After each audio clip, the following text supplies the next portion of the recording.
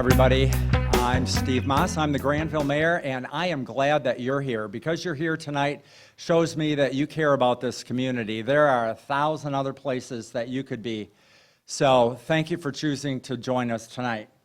The City Council and I welcome you here tonight, and we have some iced water and sparkling iced water in a cooler right over at the corner of the tent. So please feel free to help yourself at any time. And also, let's be clear that you're free to come and go. You don't have to stay for the whole meeting, although you are welcome and encouraged to stay for the whole thing. So, but you may leave. You're not stuck here all night. So we want you to feel comfortable here tonight. We're in a beautiful park, Wedgwood Park, that belongs to our city residents. So please make yourself at home, because it does. It belongs to the residents of Grandville. And also, just kind of FYI, there are restrooms in a building, concrete building over on the other side of the athletic field, and they are open tonight. So, and we're meeting here tonight outside because of the COVID pandemic. So please, maintain this recommended social distancing, but face masks are optional. I've got mine with me. I'm not going to be wearing it. I think there's 6 feet between Renee and I tonight. So, Tamir Rice, Michael Brown, Jacob Blake, Breonna Taylor, George Floyd, these are names that are all familiar to us. The thing that they all have in common is that there was an interaction between these individuals and police officers, and there was a tragic outcome. And no matter what the circumstances were that led to these tragedies, wouldn't you agree with me that it was horrible that their interaction with the police led to the death of a person that was created in the image of God? And so if you're like me, these stories disturb you, maybe they even make you angry. And as the mayor of a city that I love with all my heart, I wonder, could such a thing happen here? And I'll bet you've thought the same thing. And I bet that our police officers have thought the same thing. Could such a thing happen here? So our city council has unanimously agreed that we want to have meetings like this tonight, a public forum on policing. Our council has put this at the very top priority.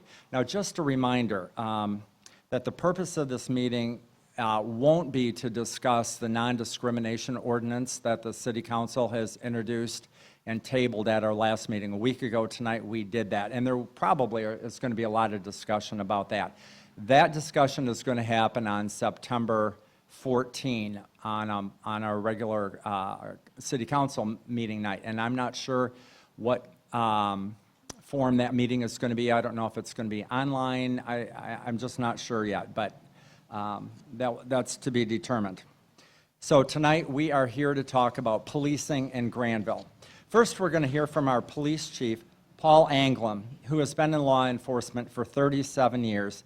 He has several children, all have gone through the Grandville Public Schools. And next to me is Deputy Chief Renee Veldman, who has 29 years of experience in law enforcement. And Renee has a couple children who are students in the Grandville Public Schools. So Paul and Renee are first going to talk about the Grandville Police Department, their current practices, and talk about potential initiatives. And after that, we're going to open it wide open for about an hour for question and answers. So I would like to turn it over to Paul Anglem, who is our police chief here in Grandville. Thanks, Paul. Thanks, Steve. Like I said right after the Minneapolis incident, as your chief of police, I'm here tonight to again reiterate on behalf of our officers that we want you to know that we do not condone nor will we tolerate any police misconduct.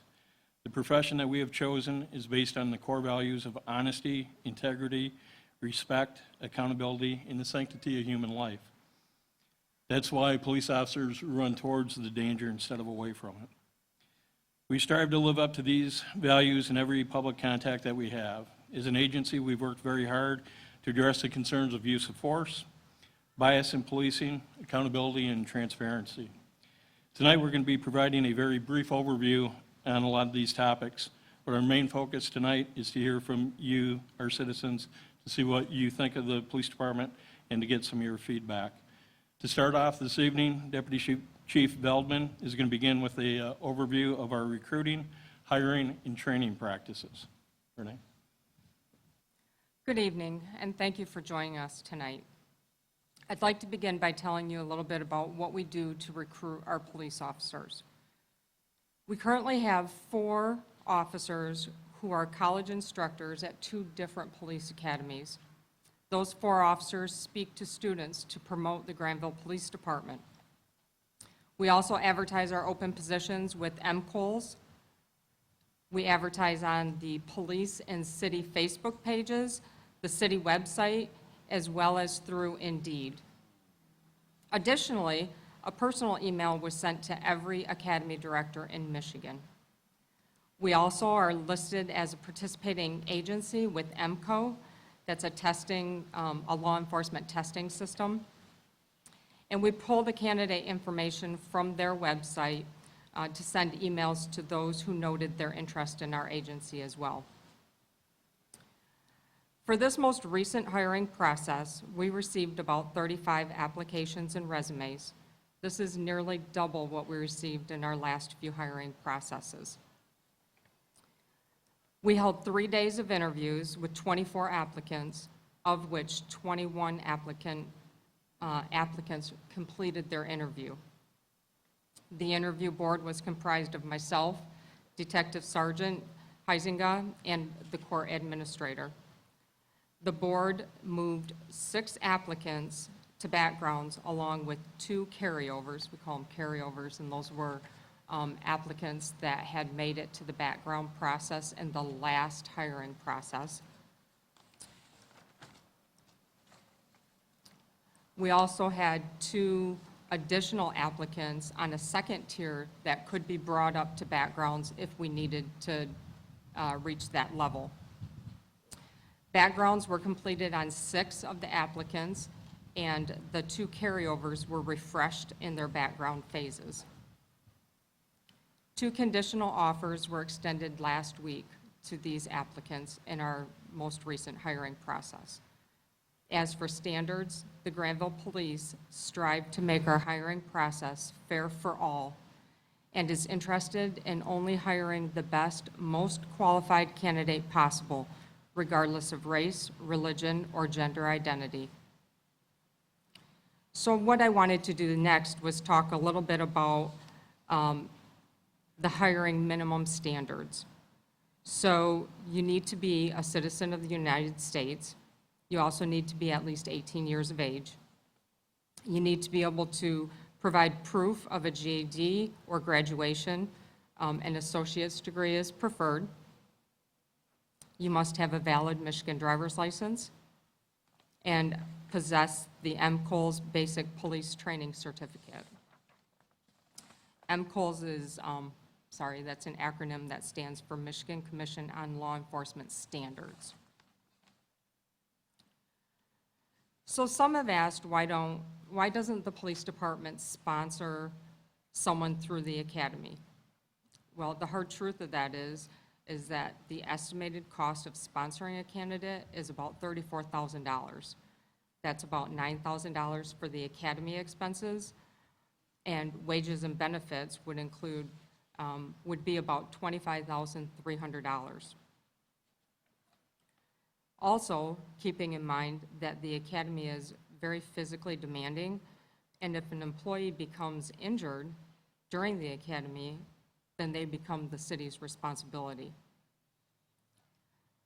Also, that adds additional time to the hiring process, which would be approximately 4 months extra. So candidates also must meet MCOLS requirements, which include no felony or domestic assault convictions. The applicants must possess good moral character as defined by MCOLS standards and have 20/20 corrected vision in both eyes and the absence of color blindness. So when the positions get posted and we start receiving the resumes, what we do, the things that we're looking for on these resumes is, does the applicant meet the minimum required qualifications? We look at prior law enforcement experience, formal education, employment history, language skills, and military experience. As I stated earlier, the interview board consisted of 2 sworn officers and 1 civilian. After the interview process, we moved to the background phase.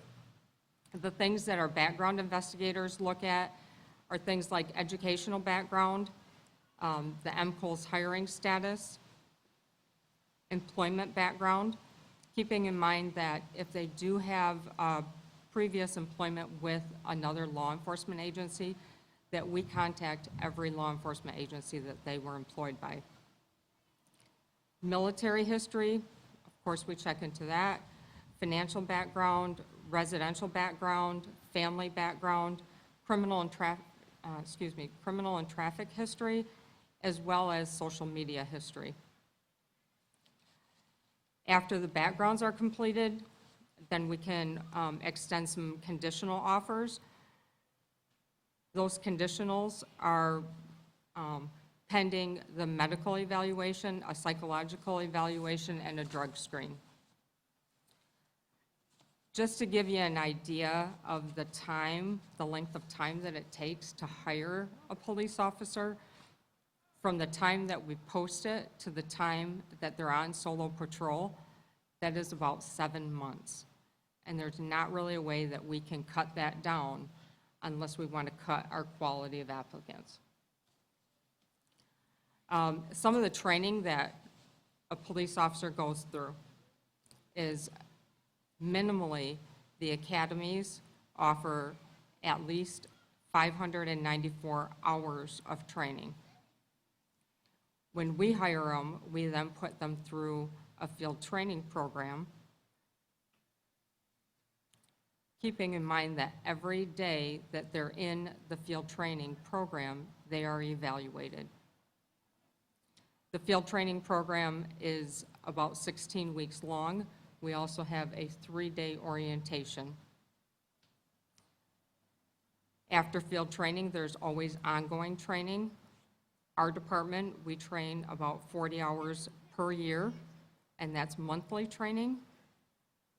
Some of the topics that we've covered so far this year, and this is just a few of the topics, but we did cover cultural awareness, diabetic emergencies, and we covered that because that can often be mistaken for aggressive or drunken behavior.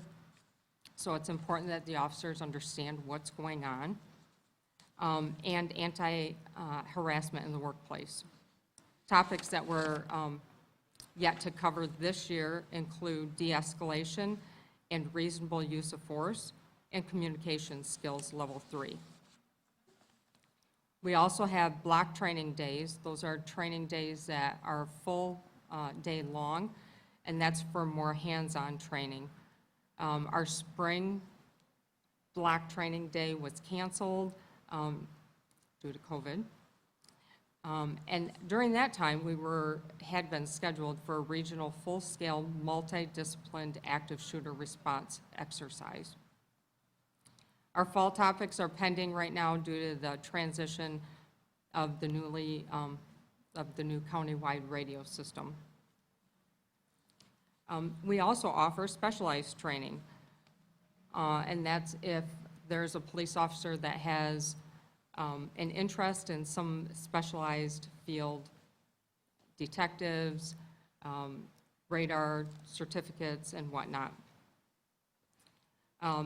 We use various vendors for that, including Northwest University, FBI, Michigan Chiefs Association, the West Michigan Criminal Justice Training Consortium, and others. We do offer weapons training. Officers train with all of our weapons, and they also qualify yearly. With that, I'll turn over to Chief Engblom to cover the topics of use of force and our other initiatives. Thanks, Renee. A lot of what brought us here tonight is police use of force. And that is kind of a unique topic because each police department defines what they consider to be a use of force slightly differently. You know, obviously, if you discharge a weapon that is a use of force. In our agency, we consider an apprehension at weapon point to be a use of force.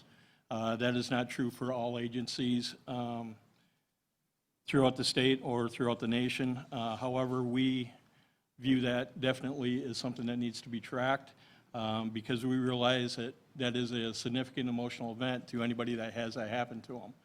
As police officers, during our training, we end up playing the bad guy role, that type of thing, and we get weapons pointed at us in training, and we kind of become a little bit immune to that. But we stress, especially when we bring in our new officers, you know, if you end up doing that, you need to take the time to definitely explain the reason that action was taken, and you know, take the time to let the people know. Occasionally, we grab the wrong people when that happens. If we're responding in on an armed robbery and the suspect was described as wearing a pink shirt and tan pants, we would be taking this gentleman right in the front row down at weapon point. Knowing this subject now, definitely he would not be our suspect, so we would take the time to explain the rationale behind that. And we understand that people don't necessarily take that for what it's worth, but you know, we are going off the information that we're given. Our department requires a written use of force report for anything above compliant handcuffing. So if I go and tell a subject that they're under arrest and they pull away and I just have to use a little body force and put them up against a wall or a car to assist me in handcuffing, in our agency, that requires a use of force report, okay? In most agencies, that's about where it starts. In theory, just when we show up in uniform, this is a use of force because we will gain compliance from the citizens that have a respect for the uniform. We don't require our officers to do an extra form because that would happen on each and every occasion or call for service that we go on. There was a national use of force database created in January of 2019. Our agency has reported all the way back to that. We started doing our reporting in about May or June of 19, but we went back to make sure that our data was entered all the way to the inception of that program. Michigan is one of the leading states as far as compliance for reporting to the National Use of Force database. Approximately 90% of all law enforcement agencies, that's both police and sheriff's agencies, are reporting to that National Use of Force database. For that database, the only things that we have to report are uses of lethal force. So if I discharge a weapon in the direction of somebody, or if I shoot somebody or utilize a vehicle as an offensive weapon, those type of things would be reported in that National Use of Force database. When an officer uses force and completes that use of force report, it's reviewed on multiple levels. The first level is the shift supervisor. Sometimes we operate with the senior officer. In that case, then it jumps right up to the deputy chief's review. But each and every one of these gets looked at to make sure that we're within compliance, to figure out if the weapons and munitions and tactics that we're using are effective and appropriate, and we utilize that review on multiple levels. Several years ago, we entered into an agreement with the Kent County Sheriff's Department that they would come in and investigate any lethal use of force by our agency. We wanted to be sure that we were transparent and that we would have an outside agency come in to do that. So far this year, up to Friday at about noon, we had used force in 23 incidents, okay? And at that time, we'd responded to 5,117. So you can see that use of force in the city of Grandville is very, very minor. Of those 23 incidents, there were 25 subjects of force, is what we call them. And how you can have more subjects of force than incidents. If we make a felony stop on a car and there's multiple occupants in that car, if we take them out at gunpoint, each person that a weapon was pointed at would have or would be a subject of force. So for all of our calls, this year we're averaging about 0.4% of our calls result in the use of force, okay, which is pretty similar to the last couple of years when we were at 0.35 and 0.37. Force isn't necessarily what you think it is, okay? Out of those 25 incidents, we had 10 apprehensions at weapon point. Again, most of those were either known to be armed or one was subject on a mental pickup order who we knew had weapons. So that accounts for that.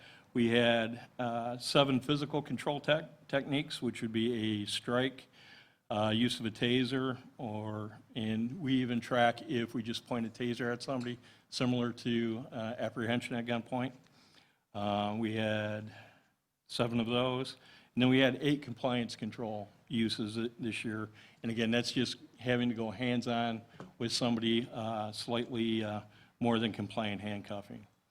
Of those 25 subjects that were subjected to force, 2 of them reported injuries.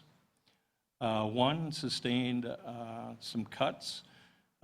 We were assisting another agency, and to make the apprehension, we had the other agency ended up having to take out the window in the vehicle, and in extracting that subject, even though it wasn't the force that our officer utilized to that caused the minor lacerations, that was reported as an injury on our use of force form because it was an obvious injury to the officer, and we made sure that in the agency we were assisting, made sure that that subject was transported by one of the ambulance services to be evaluated. The other one, which is more common, scrapes. If we have to take somebody to the ground and they're not wearing a long sleeve shirt, and we take somebody to the ground in this pavilion, you're going to have some scrapes. And if we can see any injury, we document that on the police report or on the use of force form. That second subject had scrapes because they ran from us through a wooded area, and they complained of foot pain. But that subject refused any medical treatment. Unique as it may seem, even if it's just a scratch, we do ask everybody if they would like medical attention. If we see active blood, we will call over our friends from the fire department to make an assessment, and if need be, we would transport them. So again, the levels of force that we do take reports on or do a report on: compliance, that's pressure points, any grabs, joint manipulation, and OC spray falls under that area. OC spray is a low level of force. Then we go to physical force, which is any type of strike and any use of taser. This year we have 3 taser uses, no taser deployments, but in 3 of the uses of force, we ended up having to point a taser at an individual to gain compliance. Intermediate, that would be baton strikes. That's a higher level of force because when a baton's used right, there's a very likely occurrence that you're going to break a bone or cause major soft tissue damage, and that's why that's a little higher. And then any type of deadly force. Obviously, people think of firearms discharges, but if you remember back to the incident in Grand Rapids, an officer ended up having to use his vehicle as a lethal weapon and a ongoing assault on law enforcement. So that's kind of our use of force in a nutshell. Just like with everything else, we constantly look at incidents when they occur and try to do an after-action critique it, look at it to see how we would have responded in those incidents, what we could do to do a better job, because it's always better to learn from somebody else's mistake than to make one on your own. And based on the stuff that's happened this year, and some of these are carryover initiatives, but these are some of the things that we're definitely looking at, trying to get into fiscal year 21-22 budget. And the first one is body cameras. There is not a police officer today that is afraid of wearing a body camera. When they first came out, there was a little bit of hesitation. In my previous agency that I worked at, we had a lot more uses of force, a few more citizens' complaints, and I can tell you from my personal experience, video footage in our hands will generally nullify a complaint in close to 90% of the time. It generally exonerates the officer, so it's not that we, are afraid of the body cameras. Body cameras come at a fairly hefty cost. We did look at it in 2014 when we changed our in-car camera system, and at that point, due to the cost and personal requirements, we didn't feel that it was the right time to do it. But what really moved this up in my personal agenda is right now I believe that body cameras are an officer safety issue. No longer are police officers given the benefit of the doubt. And all we have to do is look back a few weeks to the incident in Detroit, where the officers were making a felony apprehension. I believe it was on a homicide suspect, but I'm not positive on that part. When they were taking that individual into custody, one of his friends fired 3 rounds at the police. This was all captured on one of the officers' body camera. The officers were able to return fire and neutralize the suspect, but Detroit almost went up in, you can't say protest, it was going to be a riot until they were able to release that body camera footage.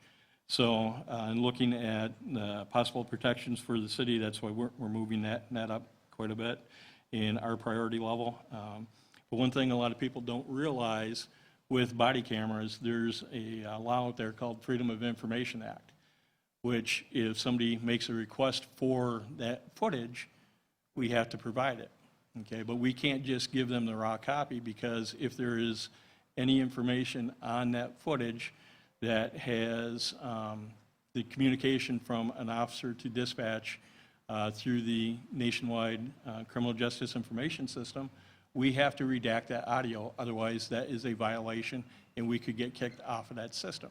And that's the system that's used to find out driving status, whether you have wants or warrants or anything like that. Additionally, we have to protect the innocent bodies, or the innocent persons that are at that scene. So we have to blur out the images of the people that were not involved in that image. So for every minute of footage, an officer has to sit, watch, and listen to it minute for minute. There's no process that can speed that up. So that becomes a very time-intensive manner, and as soon as you have it, everybody's going to be asking for it. And it's not a bad thing, it's just something that we have to deal with. Another initiative that we are looking at is accreditation. Accreditation, if you're from a medical background or in the schools, something like that, accreditation is an outside independent body that comes in and looks at your policies and procedures, and more importantly, whether or not you're following your policies and procedures. This was part of the President's directives or reforms. It's probably going to be within the next year tied to some of our possibility for grant funding. So we are definitely looking at that. There are 2 accrediting bodies that we could go with. Right now, there is CALEA, which is the national one. That's the Commission on Accreditation for Law Enforcement Agencies. And then there's also a state-level accreditation, which is the one we're looking at, but we're waiting for some federal guidance just to make sure whatever one we do is going to meet the reforms. There are some large differences in the cost for each one of these programs. That's one of the main reasons why we're looking at the state level. The state level also has standards to meet that more are in line with the type of policing we do in Michigan. However, if due to the national reforms, if we're required to go with CALEA, we would go with that. We're hoping to be able to make our application at the start of the fiscal year 21-22, which would be July of 2021. And the accreditation process lasts about 2 years. And that doesn't mean that our policies and procedures are that out of whack.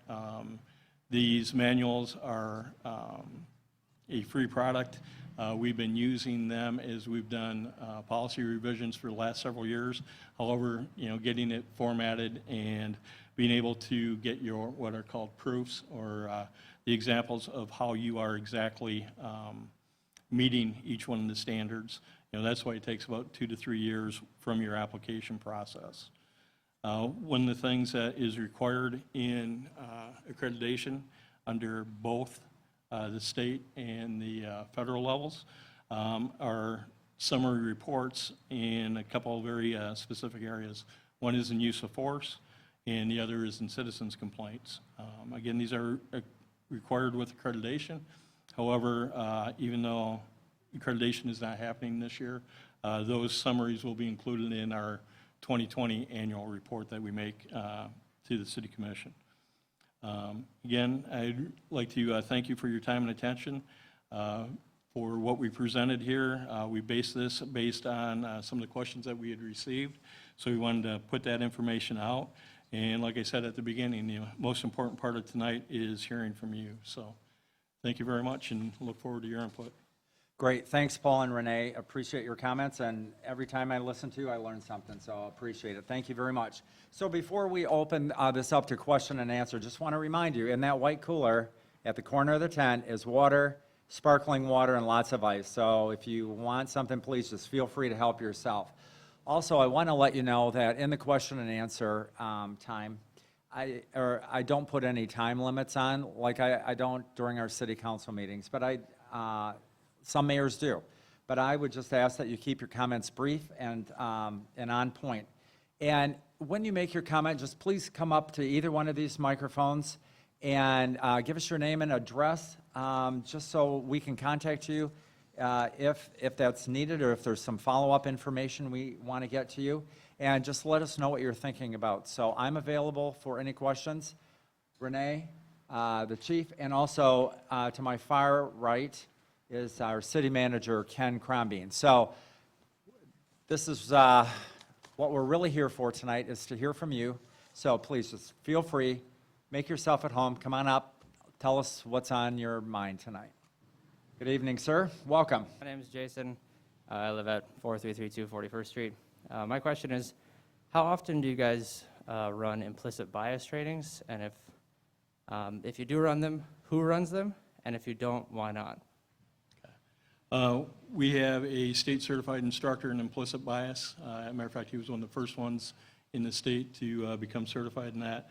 That's not our only avenue for that, and we generally run that every 2 years. Great. Thanks for your question. Good question, Jason. Appreciate it. Anybody else? Come on up. Let us know what you're thinking about tonight, please. Good evening. Welcome. Nicole Lichner, 3046 Church, Grandville. I actually kind of have a two-part question, because you've answered part of my question regarding the unexplicit bias. However, I'm wondering, is it just your department that is kind of present during that time? Or are you getting together with other departments that possibly don't look like you when you're having these trainings and discussions? Okay. Twofold answer. Majority of the time, it is in-house or online training. We do participate in the West Michigan Criminal Justice Training Consortium. That is, I believe it's 120-ish departments all throughout West Michigan, and we do have that course available through that venue, and we do send officers to that as well. Can you explain your racial breakdown to your department? Racially, it's all white at this point. The racial breakdown to the city? I believe it's 2% African American, about 3% Hispanic, majority of Caucasian, and then there are a couple other ones in there as well. Are you familiar with your breakdown of arrest when it comes to those demographics? I do not have that available. Okay. And I also don't have that available for traffic stops. However, we are looking at trying to find a method that we can collect that I data. think you'll find a stark difference in the breakdown of the community versus the breakdown of your arrest. I live in the Prairie District. The reason why I mention who's present during those trainings is it's hard for you to fully understand culture others than yourself if you haven't experienced, heard, and been able to sit down and fully fellowship with those that look different than you. So when you're having these unbiased trainings, it's very, very, and it's not just for our city, it's for our state kind of as well, because these police departments need to be mixing and mingling. There needs to be citizens that are a part of those trainings, because if you don't look like me, if you aren't familiar with my culture and my history, some things are kind of hard for you to understand once you arrive to a scene. When you look at me, you see an African-American woman. However, what you don't see is my Scottish heritage, my Amish heritage, my British West Indies heritage, my 5 tribes of Native American, and my family was the first Chinese family to settle the Delta in Mississippi in the 1800s. You don't see that, and when you look at most African American people, you'll find that if you really truly did their history, because we don't know our history, but if you really truly did our history, you'll see that we're all a combination of just about everything you guys are a combination of. However, our cultures are different. And within the Black community, you'll find several different cultures, because Black communities spread across the Latino community and the Hispanic community. It spreads across the Native American community, as well as the Asian communities. When you think of Filipino and Pacific Islander, you have a lot of African heritage there. It is highly important for officers to understand the cultures of the communities they serve. And it's highly important for communities, as ourselves, to understand that when we put a community-wide idea of what we want our cities to look like and feel like, we also put our police officers at a weird position, because their job is to serve us as their community. That's their job. And when we say we want to be safe and we want to, but there's certain demographics that just make us uncomfortable. That kind of puts our officers at a very strange situation. It puts them in a weird place because they serve us as their community. Their paychecks come from our taxes. However, not all of us look the same. Not all of our communities are the same. And I wasn't aware of that difference until, I'm originally from Baton Harbor, but I'm a Grandville kid as well. I was born and raised in Baton Harbor, Michigan. My mother bused me to Coloma, Michigan. And when we moved to Grand Rapids, we lived in Mel Trotter Ministries. And when we lived in Mel Trotter Ministries, I went to Riverside Middle School, which, by the way, had police dogs, metal detectors, middle school. But when I came to Grandville, it was a stark difference. And I thought, well, what's the difference? Because we're all kids, right? It was very confusing for me. However, in Grandville, when I made it to Grandville, this was the first place that I heard about pills. At 12. When I went to school in Grandville, I moved here in '99. The 12-year-olds were doing speed to stay on top of their sports and their academics, because we put a huge pressure of sports on our children. Throughout my life, many of my Grandville classmates have overdosed. I also graduated in Santa Monica, California. None of my Santa Monica friends have overdosed. None of my Baton Harbor friends have overdosed. None of them. However, it's those schools that you find the police dogs. It's those schools that you find the metal detectors and the extra police officers. And we have to understand and break down, why is that? It's a societal image that's portrayed. It's what you see in the news and the media. However, you'll be pressed to find that I like to read and I don't watch TV. I'm a scholar. National Honor Society, AP classes, the whole nine. I was the tutor in Grandville my whole time in Grandville. Yet, when I'm met by a community and officers, I'm treated as if I'm illiterate. It's very important to understand that when my son, who is now a freshman in high school at Grandville High School, when he was in 4th grade, my middle son had a friend that was in his grade, and they were in, I believe, kindergarten, and she had an older sister that was 2 grades above my son. We are the community house in my community. Kids come to my house to feel safe. So when they have domestic violence, when they're dealing with issues at school, we're the home that they come to, my husband and I. And it was that 6th grader that said, I'm afraid to start at the middle school. All I hear about is drugs. All I hear about is what happens behind the scenes, and I'm afraid. We're talking about a 6th grade girl here.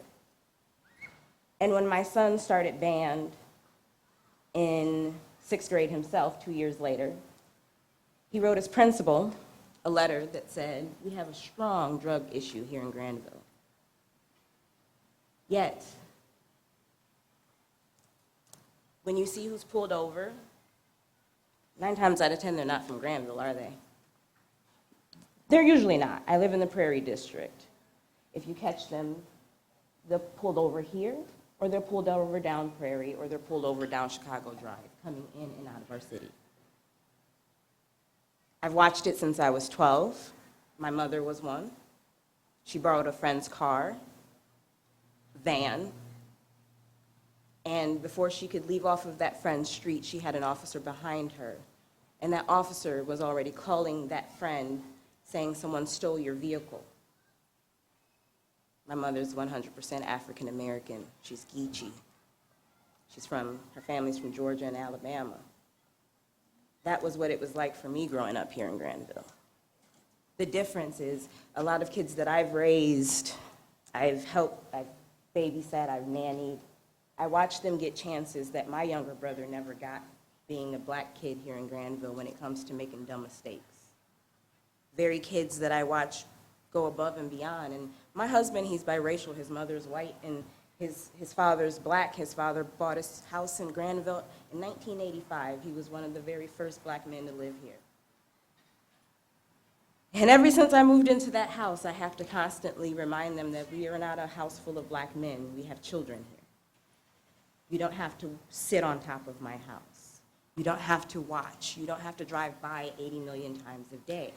That was what it's like for my children living here. What it's like for my children living here is coming to the park and seeing explicatives right here in Wedgwood being spray painting on a park, it being reported by someone else, not my family, and it's staying there for 5 days, anti-Semitic, homophobic, racist, anti-immigrant, with sexually explicitives drawn with a hashtag, which, by the way, I was able to trace and provide to you guys so that you can get the guide because it was necessary.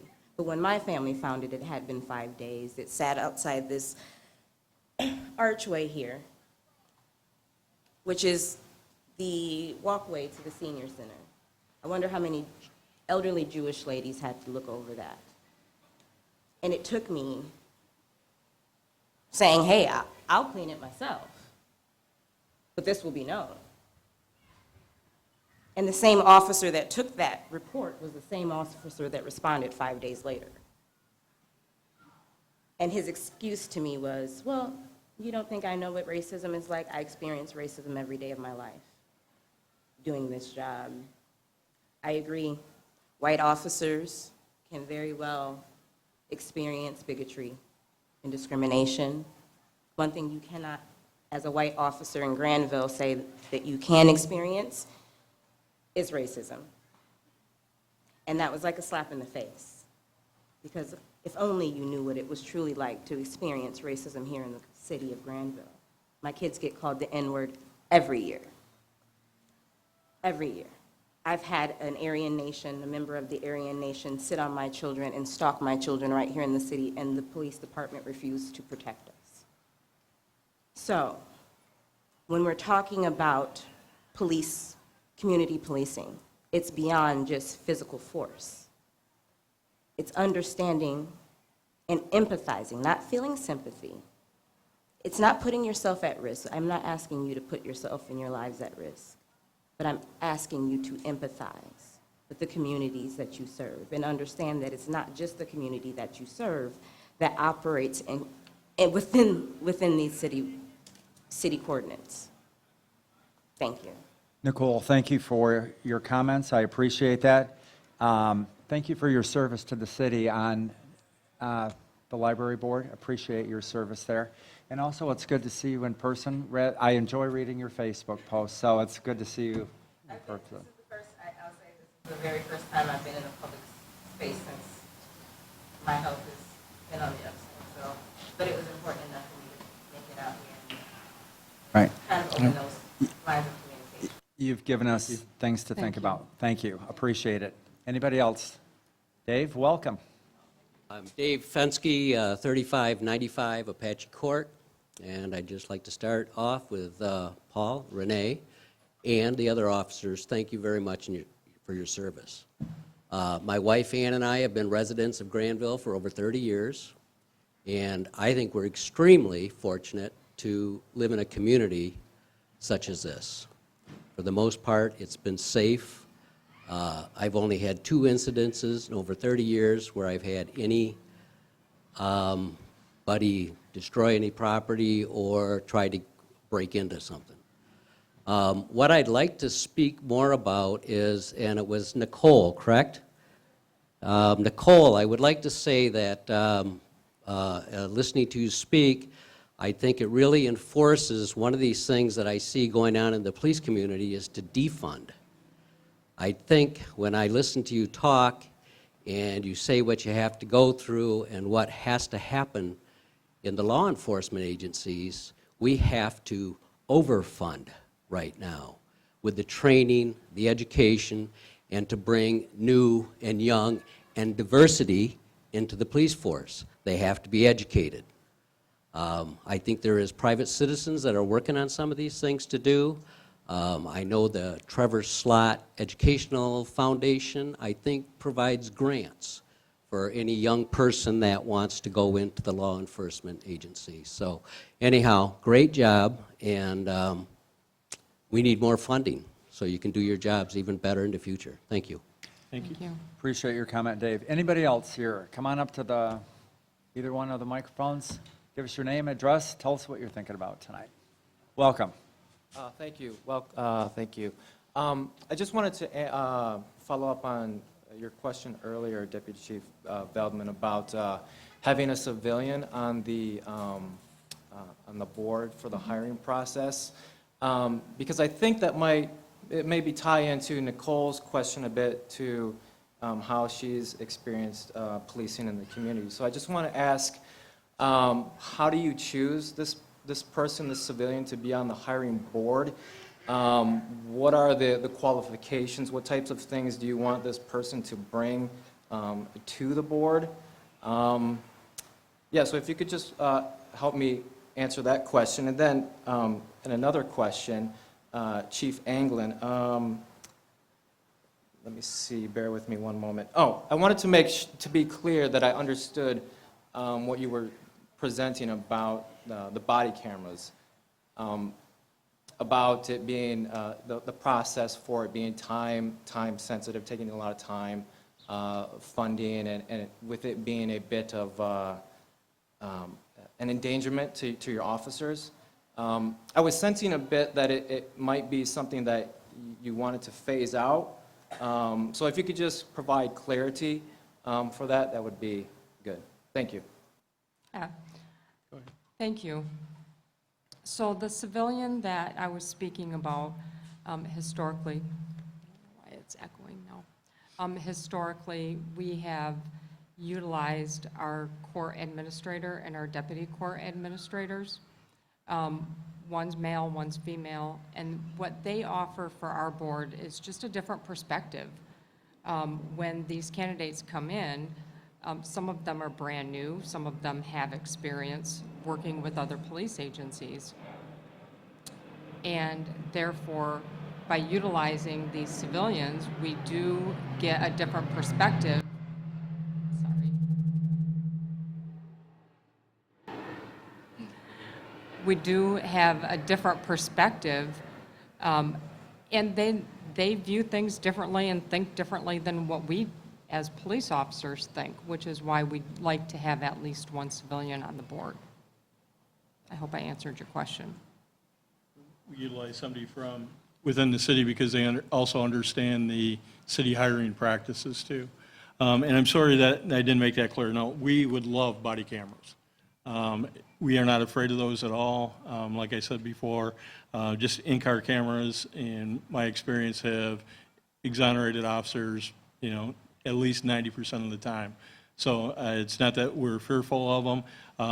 I am a little concerned about being able to make the mandated release dates and times based on our current staffing to be able to have redacted product to give to the person that files that Freedom of Information Act. But no, we are not afraid of cameras, and we're going to welcome them when we can get them.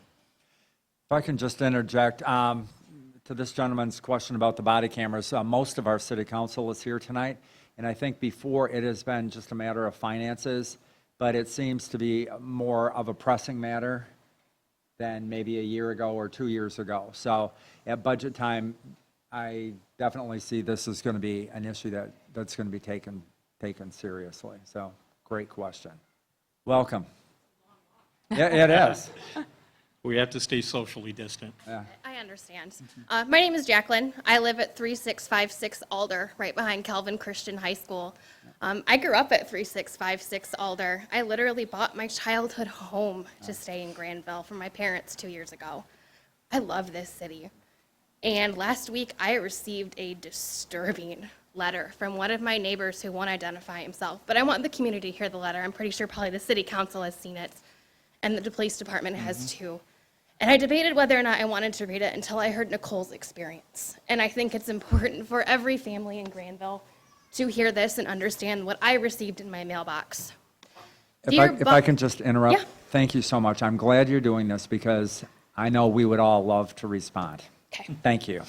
Dear Buck Creek neighbors, in a recent conversation with my next door neighbor, we both agreed that in the event of a mostly peaceful protest, in quotes, in our neighborhood, it would not be the most neighborly thing to cower in the basement while our neighbor's vehicle is being smashed in his driveway next door, nor would it be neighborly to placate the mob in hopes that it would be direct in its wrath somewhere else.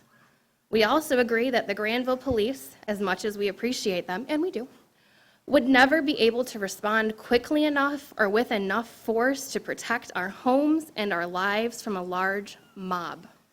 Realizing that we still have a Second Amendment in our Constitution, we pondered together what difference it could make in a neighborhood like ours if a few neighbors were willing to defend their property and their lives and that of their neighbors with firearms. This is not some partisan stunt. My neighbor and I will freely tell you we have voted opposite from each other for most of our lives.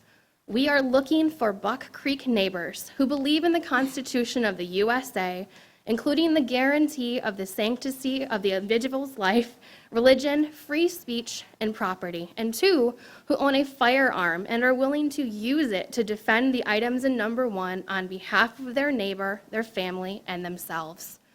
If getting information about legal, moral, and tactical issues connected to this topic and information specific to our neighborhood is of interest to you, you'll be invited to a gathering nearby very soon. Simply email your interest to my seldom used email, which I won't put down. I will send you the invitation by replying to your email. Because my job makes me a little vulnerable to cancel culture, doxing, online bullying or intimidation, etc., I choose to keep a low profile in this effort. Just know that I am your neighbor and I'm willing to defend your rights. I reached out to city officials to take part, but was told that although they heartily approve, they cannot appear or give any counsel in their capacity, as it creates a big liability exposure. This is not a protest meeting or a political meeting, and we are not advertising widely so as to reduce the chance of some kind of peaceful protest forming. The meeting is not to debate the 2 items listed above. This meeting is for those who already hold those 2 items with an honest and good heart. Your neighbor, good heart. This is shocking to me, and perhaps to Nicole, not at all, and I am terribly sorry that I wasn't aware of this part of our community. I am. I truly am. I grew up here, and I'm sorry for your experience. It's not been mine, and I need to honor that. I do. And I hope this is the start of a conversation for that. This is appalling to me. And I know that a meeting's not illegal. I get that. But this is a different portion of our community that we need protection from. This is awful. And I don't know what to do but to draw attention to it for you. I don't know how you can possibly respond, but I just want the community as a whole to know this existed, and it's in my neighborhood, and I don't know who it is. It could be the person next door to me. It could be 3 blocks over. This is terrifying to me, and I am a white woman who is not going to be discriminated against. I'm just not, right? This is terrifying to me and my children. I grew up here, and this is not my city. That's all. Thank you. I'm going to ask the chief to respond also. I'd like to tell you, just from my own perspective, that I do not heartily endorse vigilante groups at all. And I also found the letter disturbing. So, Chief, would you like to respond to Thanks, Steve. the letter? Yeah, it says that city officials heartily agreed with it, none that I'm aware of. The fact that they say that we can't respond, obviously, I can't make a personal promise to everybody here that we can protect you 100% of the time from any type of injury. We are a smaller agency, however, we have mutual aid agreements in place. Just like when Wyoming had their standoff the other day, we were backfilling them and taking calls. If we have a major incident, we pull in officers all throughout the area. That being said, just because we don't necessarily like or agree with it, having a meeting, like you said, is not against the law. We are aware of it, just like we do with many things.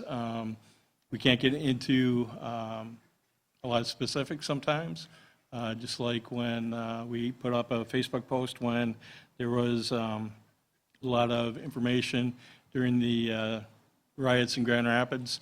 Yes, we were aware of a rumor, and then that started more rumors. We are aware of it. If there are any crimes that are committed, we are going to investigate them thoroughly, and the offending party will be brought to justice.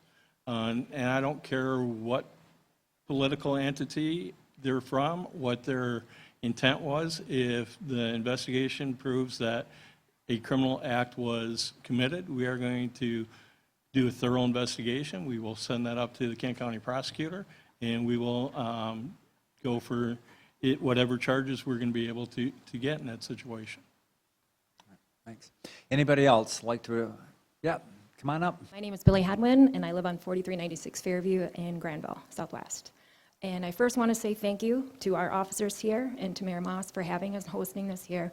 I appreciate all your service. On many occasions, you guys come out to the block party that we had in August, and we always loved it, and the first responders that would show up, and many of whom, several of them, were at our house when my dad had a massive heart attack back in 2011 and helped save his life.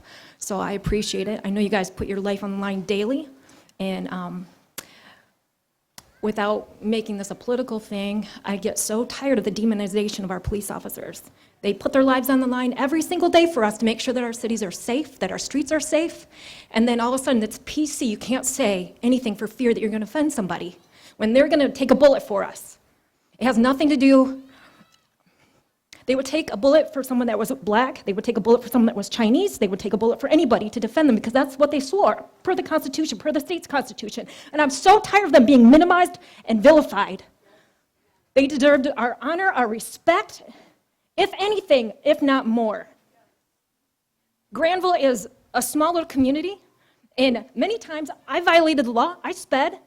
I got pulled over for going through a flashing red light, but that was my fault. When you do something that's criminal, you should get penalized for it, upholding the law that is in our state and in our city. Hands down. In saying all of that, my question is, when people can riot, when they can destroy people's property that they've worked their hard life for because they're angry, because they're frustrated, and I get that, but it doesn't give them the right to destroy it, doesn't give them the right to assault people, it doesn't give them the right to shoot a police officer or anybody else in the wake of that. And in this city, I want to make sure that those riots don't come here and that our police officers aren't required to put their hands and arms down like our governor did in Grand Rapids and all the businesses were getting destroyed. It was supposed to be a peaceful protest of Black Lives Matter. And was it peaceful? It started out being peaceful, it ended up in violence. Blocks or cinder blocks thrown into windows, things started on fire. It didn't have to end that way. You can make a lot more dent in getting more attention without the violence. And I'm not directing it at you. Okay, I'm gonna look everywhere. I'm not trying to point fingers at you. I'm for Black Lives, but that organization, if you look up on the internet what that stands for, it's more. It's a Marxist takeover. It's a Marxist takeover. They don't want fathers in the home. They support Planned Parenthood, which murders African American babies. So it's kind of contradicting itself with that, in my perspective.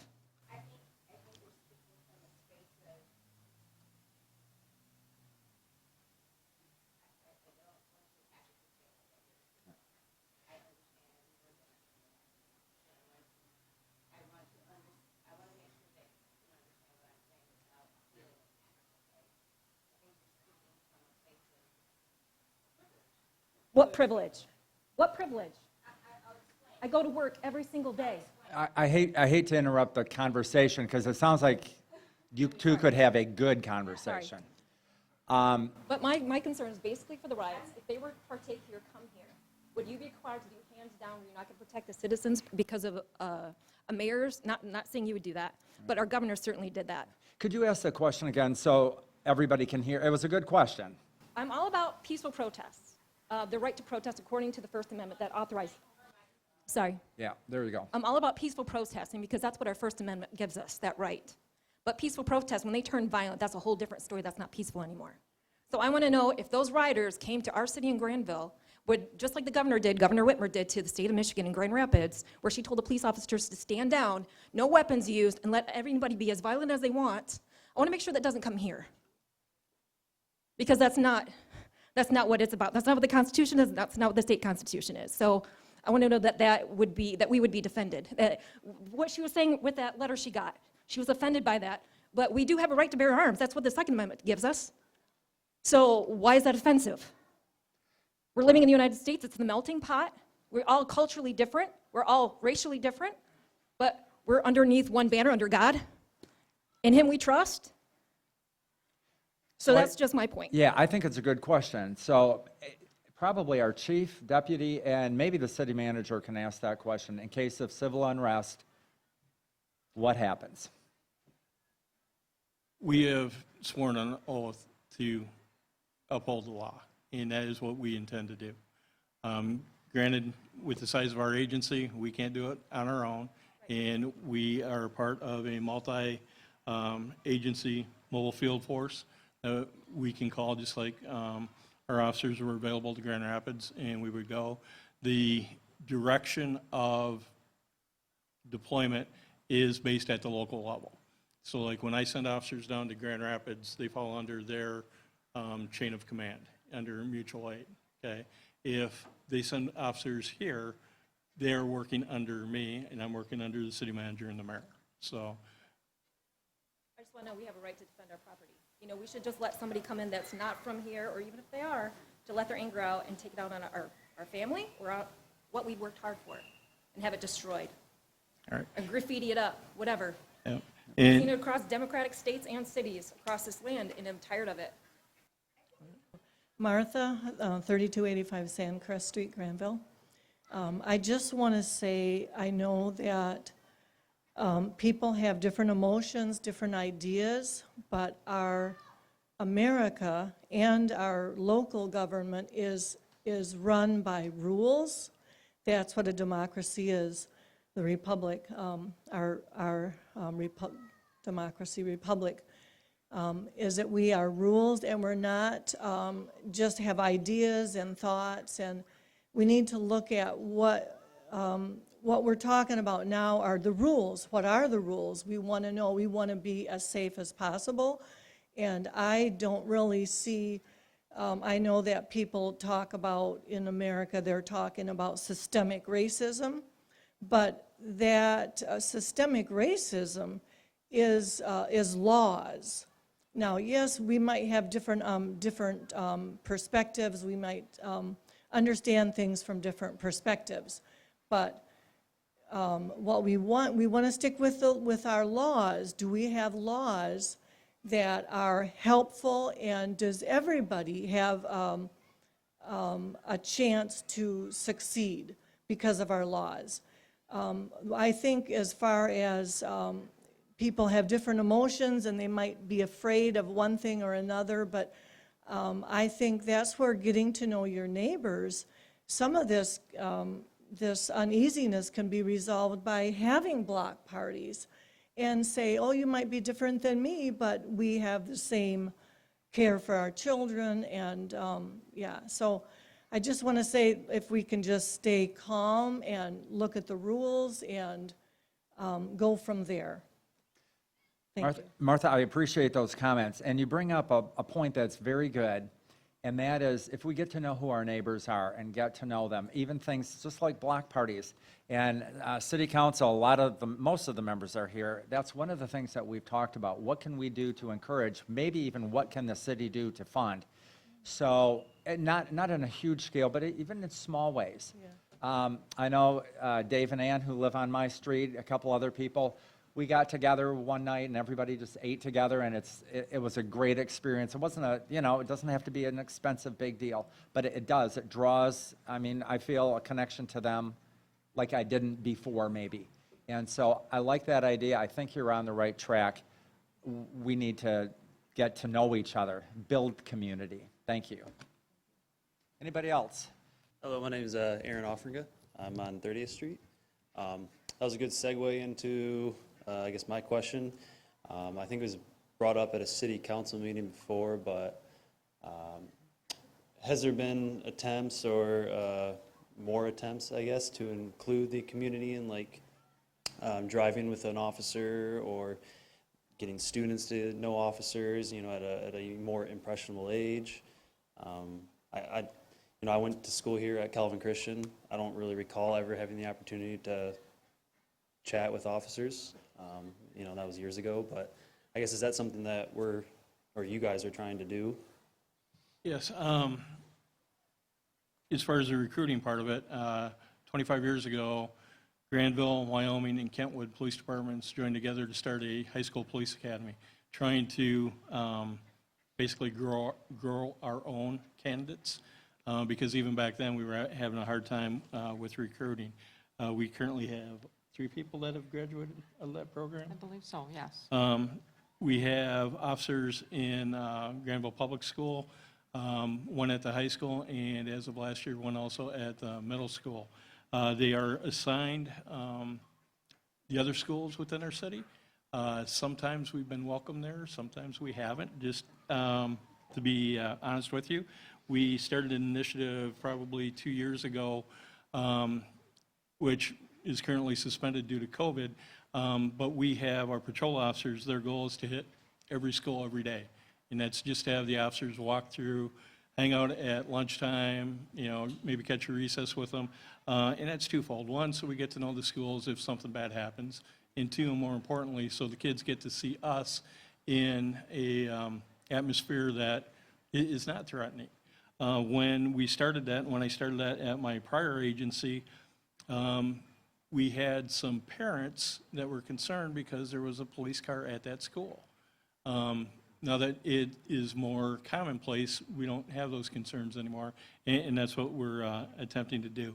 One of our goals for 2020 as a police department, because we implemented some goals, we wanted to have a quarterly community outreach, something similar to a Citizens Police Academy or something like that. We put our goals in place in about the end of February, first part of March, and COVID kind of kicked those to the curbs. However, that's something that as soon as we can have an assembly inside a building with more than 10 people that we're definitely looking at. As far as being able to put civilians into our cruisers for ride-alongs, that gets a little more dicey because it's inherently dangerous. And, that's a conversation that we've had with city attorneys, and we do it for police academy students because they come with an insurance waiver. We do it for our candidates so they can make sure that what they see in our city, because the type of policing we do in Grandville is different than the type of policing they do in Wyoming or Grand Rapids. And it's not saying one's better than the other, but we want to make sure that we get the officers in that realize that this is a community agency. We explain to the new hires, hey, if you like the 4th of July, this might not be the place to come, because I guarantee you until you have about 20-some years in, you will be working on that day, because that is a community event, and we need to be here to support the community. So, well, I think I got all the points to your question, but if not, please refresh my memory. Yeah, no, I was just seeing if there was more action being taken, I guess, since, the recent events. If there was more to be done that you guys are looking at. Obviously with COVID, that makes things more difficult. But. Correct. We really hope to start up that public education part, and we're looking at that more very similar to this meeting, not where we're going to be there lecturing, but that we can have that interaction. But again, to try and pull that kind of stuff off in an outdoor environment isn't necessarily that productive. And when we do it, we want to be able to do it right and make it meaningful for you and our agency. Of course. Thank you. You're welcome. Great. I see my friend Jim Kriegel on the way up here, who, by the way, was in a book club with me. And maybe you're going to discuss the book we did, because it's a topic of conversation at our house every day. Thanks, Jim. My name is Jim Kriegel, Grandville resident since 1974. Live at 4469 Wyatt, and I love this community. I appreciate the initiative you've taken to discuss racism and police policy in Grandville. My great desire is for Grandville to be a safe and welcoming place for individuals of all backgrounds, all races. I'm sorry I got here about 15 minutes late, so I didn't hear some of the earlier comments, so it sounds like there was some good ones. As a result of the recent book discussion group that I was in, of the book Waking Up White, an excellent book, I've awakened to the fact that it's not enough for any of us not to be racist, but to go beyond that to be anti-racist. And I would ask each of us, can we think of a time when we felt real fear? Attending a new school, walking through an unfamiliar neighborhood, seeing a bully lurking in the distance. Unfortunately, that really is too often the daily experience of blacks and other individuals of color, if we really think about it. Despite being years beyond segregation, Jim Crow laws, and voting rights legislation. I have great appreciation for the statement, Black Lives Matter. Being a person of color in our country does prevent special challenges that I, as a white person, have not faced. That being discrimination, exclusion, marginalization, and suspicion.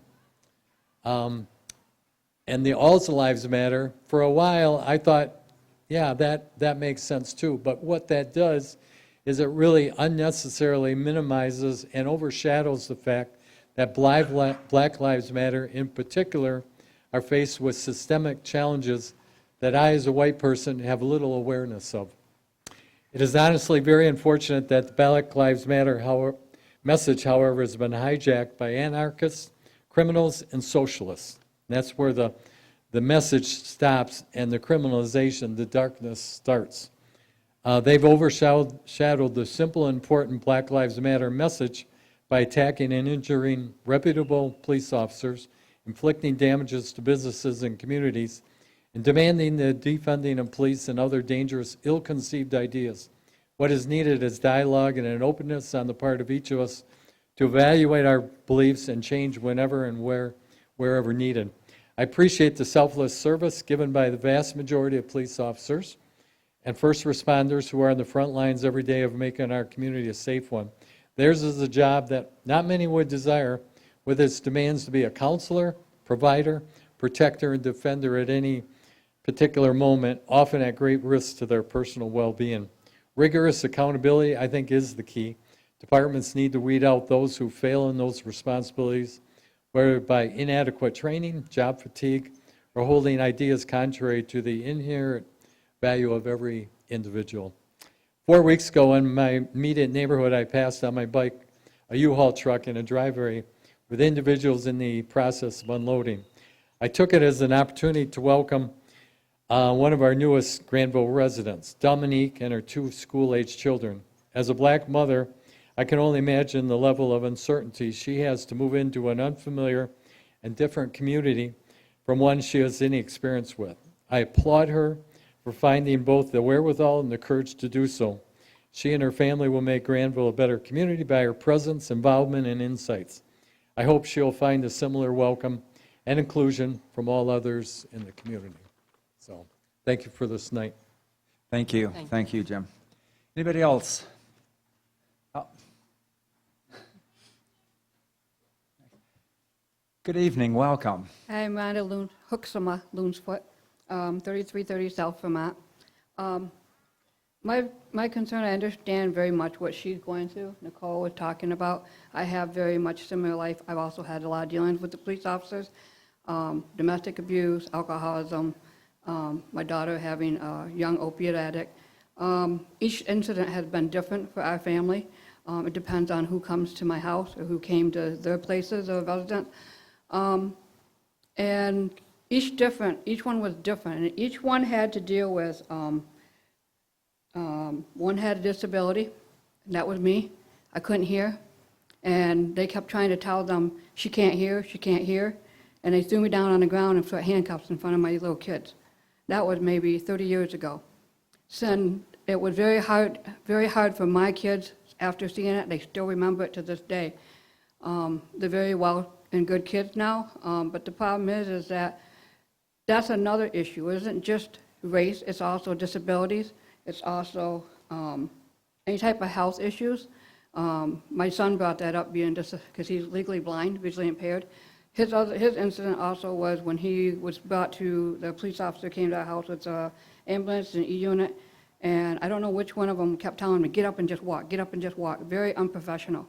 But the police officer there was telling that lady to get off, leave him alone, let's get him in there. My son doesn't remember nothing, doesn't remember anything. And I think that one of the things that I noticed that, and I've been hearing, is block parties. But what about block meetings on each street? I mean, I used to be a resident of Grand Rapids for about 10 years, and I was a block captain of my street out there at Roosevelt Neighborhood Association on Lynch Street. And I did a very well job because I took my job, my position seriously. I went dedicated to every meeting. I was on the board for Roosevelt Park, worked with Reggie Smith, Julie Nimchick. My thing was not just, it had nothing to do with race, just being there. It had to do with going on and getting to know your neighbors.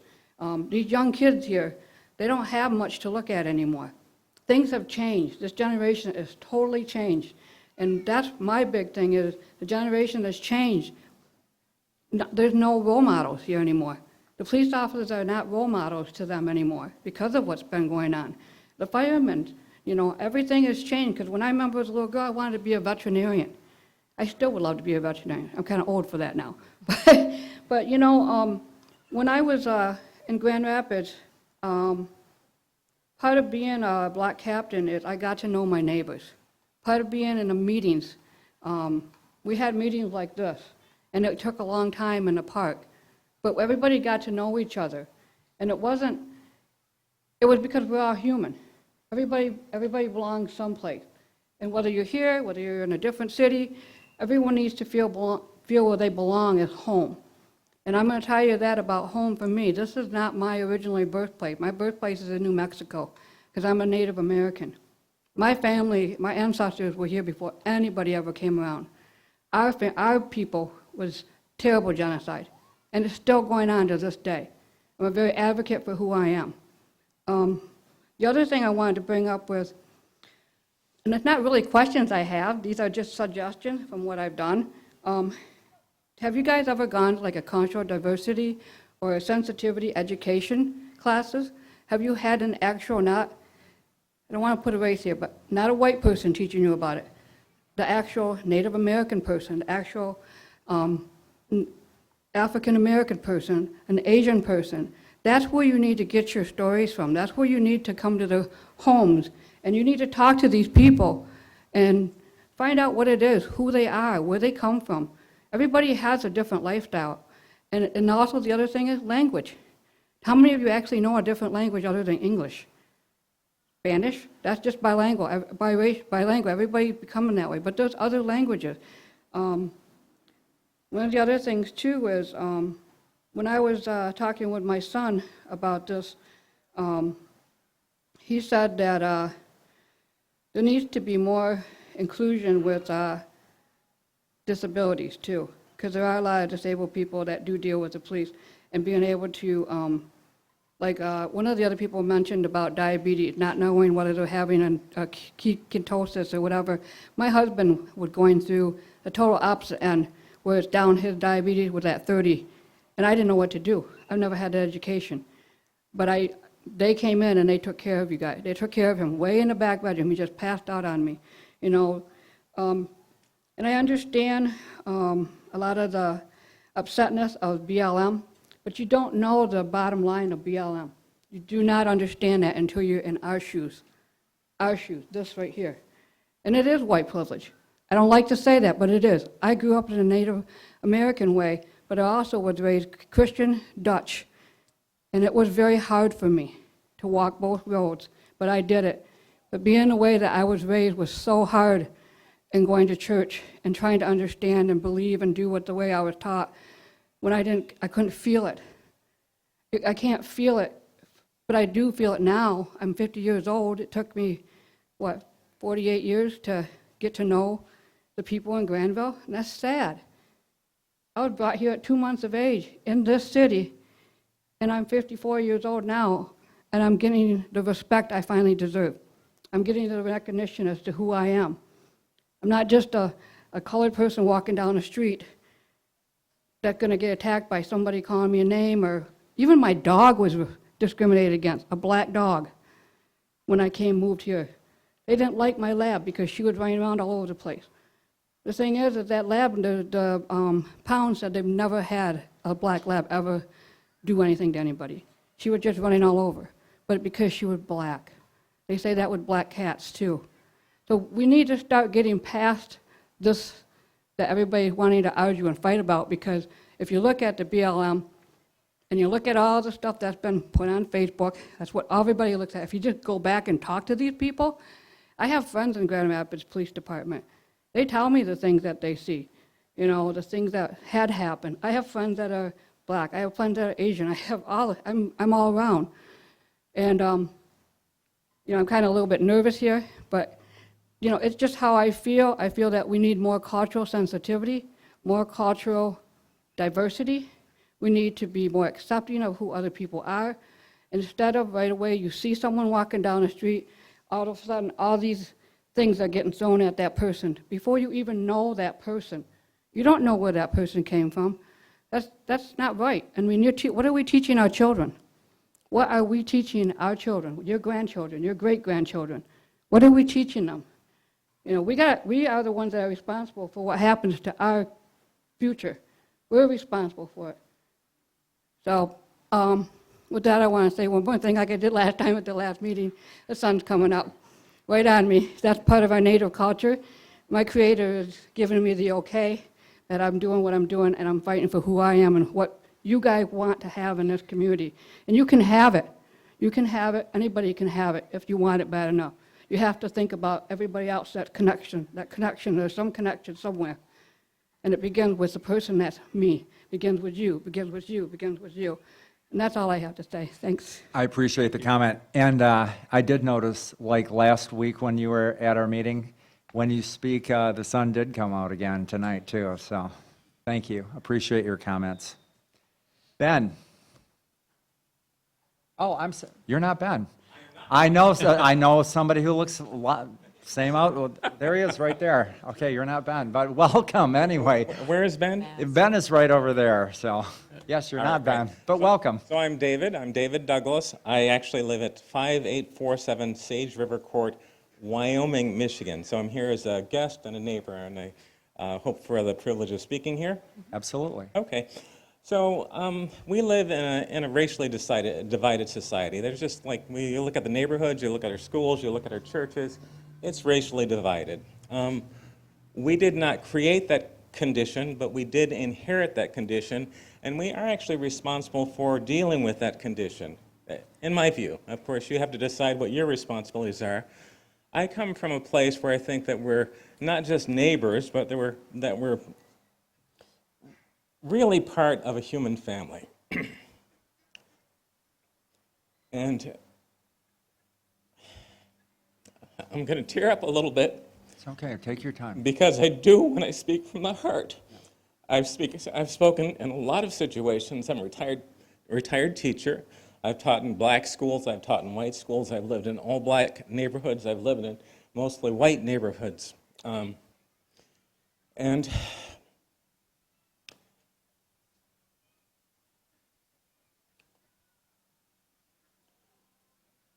one of my passions in life is to help people who are of different backgrounds understand and get along with each other. I've been an activist in every community that I've lived in. I've been in this area for about 3 years, and I'm just beginning to get to know the community and beginning to kind of see how I can be of service. A few of you mentioned, or some of you mentioned that, let's say, next door, the conversation on next door that had to do with possibility of people coming from downtown Grand Rapids where there were rioting and rioters coming here. And I began to interact with the community on next door, really just to help share my understandings of what's happening. And of course, as I think it was Nicole pointed out, not everybody who participated in the Black Lives Matter demonstration was a rioter, Rioters, lawbreakers, they deserve to be punished and arrested. But if you were there as a peaceful protester, you don't deserve to be labeled a rioter. Okay? We have the right to assemble, just as other people, just as we all have the right to bear arms, so to speak. Just as we have the right to assemble and the right to freedom of speech. We also have a right to justice. And I think the folks who were demonstrating, for the most part, those peaceful protesters, were looking for justice. So I'm not here to talk about that. I'm actually here to invite you into a conversation on race. Out of that next door exchange of information, I invited people to actually come into a virtual space, come into a Zoom room, and talk about issues that have to do with race. And there have been a dozen or so people who have joined me in that conversation. But that conversation needs to be bigger, right? Because it needs to be the conversation that happens on every block in a respectful way. And actually, many public spaces like this, and I want to commend you for creating this public space where the police department has explained its policies and that have to do with fairness. And I think this is the kind of public space that we need. And so I don't have the power to create public spaces every place for a conversation on race, but I do have the power to invite you to be part of my conversation on race. You just have to go to Nextdoor. I'm part of your neighborhood, and search for conversations on race. Message me. I'm David Douglas, and I will invite you into my Zoom room. I'm also open to helping any groups of people that want to have dialogues about race to to create spaces where we can have those conversations in a respectful way, where people feel safe, where people can share, where people are respected. So anyway, thank you for the opportunity to speak, and look forward to more of these forums. Thank you very much. Appreciate your comments and also the information. Anybody else? Ben, would you like to speak? You know, when people wear masks, it's a little hard to tell who they are, right? Yeah, see? Yes. Welcome. Mary, how are you? Great, Welcome. thank you. Mary Martinovich, 3583 Prairie Street in Grandville. I've been there since 1976. I want to thank you, officers, from the bottom of my heart. Can't even tell you how much you mean to me. My husband that's deceased, but very thankful. When my kids were younger, they had the Community Watch. Community Watch, is that still going on? It was a program where families, you signed up, you get trained. You had the thing in the window, the eye in the window, okay? And it was called Safe Houses. They would be, was it Officer Kovic was his name, maybe? Yeah, great guy. Yeah. And he'd go to schools and talk about it. I don't know if you implement that today, but I encourage you, really encourage you to do it. It's where kids can come to the safe house because these homes have already been checked out. Say bullying. I feel for this young man and I want to talk to him. That's what, after I was hoping. I was bullied most of my life. Elementary, high school. You're white. Redhead, freckles. Let me tell you, I'd cry a lot. Recently, a guy from my high school looked me up. We went out. He brought his yearbook, and after I shared with him about my life, he says, I'm putting that away. A lot of people didn't know that I was being. Some of it was probably in high school, maybe my own fault because I didn't make something, so I didn't pursue. But in elementary, it started very young. I totally understand what this young boy, my heart goes out for people, not only him, but because of others. Many of you probably have been bullied in your life. Deal with it. I surrendered mine to Jesus. It was not easy. Choosing to forgive. There's choices also in each one of our individualities. We can blame shift anybody. Black, white, red. What helped me, I was brought in to be a foreign exchange coordinator for students. Very unqualified. My mother used to call me dumb cluck. Words that we say to people, our children, ourselves. I used to look in the mirror and say 100 times, I love you. Finally, it left me, the ugliness. It's not easy. I still sometimes, I battle. But when a lady came to my house, when I had to, for this foreign exchange position, at my table, she says, I think you would be an asset for my company. Asset? I said, oh, asset? Whoa. Nobody ever.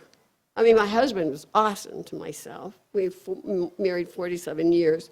But somebody on the outside, when you see kids, tell in a kind way, hey, you're an asset, or you that's a nice looking shirt, or what, dressed properly, or whatever. Manners, somebody opens up the door. Give them the compliment. I used to polish my mom's sink to gain a compliment. Did I get it? No. You know what my profession is? I clean homes. I've done it for 30 years. And what a blessing, because it helps me. But I really appreciate it. Yes, a lot of these rioters, they're paid. They are paid rioters. And to discern the difference, I ask God to help you discern the difference. But anyway, I pray for these officers. My alarm went off out of a dead sleep at 1:30 in the morning, what, about a month ago, maybe a little bit longer. I thought, what in the world? That's when things were going on down the riders. It just took me, they called right away, and they said, what do you want us to do? I said, call the police. They were there within minutes, less than minutes. They walked me through because I'm upstairs. I had to go to the bathroom, stay upstairs. They surrounded. Let me tell you, I so appreciated their coming. I didn't know what happened. But apparently I have protective things, and it fell off the door. And it went on the side of I didn't see it, neither did they. They say, oh, sometimes that happens. Do you know what, after my heart, the next day, because so appreciated, I went to Marge's and bought them a dozen donuts. But not only to them, but the fire department, because I do not want to discriminate. No, I don't want lines on which one's better. Is what do you say to your kids when you're at home about these police officers that are protecting us every day? Seriously, a lot of times our words that are spoken, our attitudes, will reflect what is the next to your neighbor, to your children. That's something we all got to work on. I'm serious for myself as well. I have 7 grandkids, and I want to teach them what is right and wrong before I leave here. I almost died this spring with COVID. Stop being, number one, so fearful. I was not afraid, but yet I didn't even know what was wrong with me. And then inside says, you're very sick, very sick. Little did I know that I had a blood clot. Little did I, and the police officer, they came when I called them immediately. Blood clot, I had pneumonia, I had sepsis. 5 different things, all ones from COVID. But was I afraid? No, but I was healed. So I want to encourage you, yes, there are rules on, don't put people down if they have this on or if they don't have. But I don't know, I want to respect. I see some big changes, yes, what's been going on. But I'm not afraid when I walk out the door. I have to tell myself, don't be afraid. I've called you many times, probably a false thing, but so I want to thank you from my bottom of my heart. Thank you. Appreciate those comments, Mary. I don't know if you remember when we met, but you were, I was going door to door, and you were one of the nicest people that I ever talked to. So appreciate your kindness. Anybody else?